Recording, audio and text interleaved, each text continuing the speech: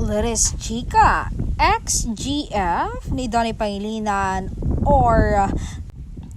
o dating kaibigan ni Donnie nagsalita na ng kanyang saloobin. Walang bitterness, puro pagmamahal lang. Saludo sa isang babaeng marunong magpahalaga sa kaligayahan ng iba.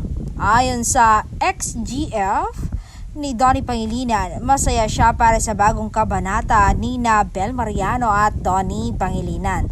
Tunay ngang peace of mind ang pinakamagandang glow up.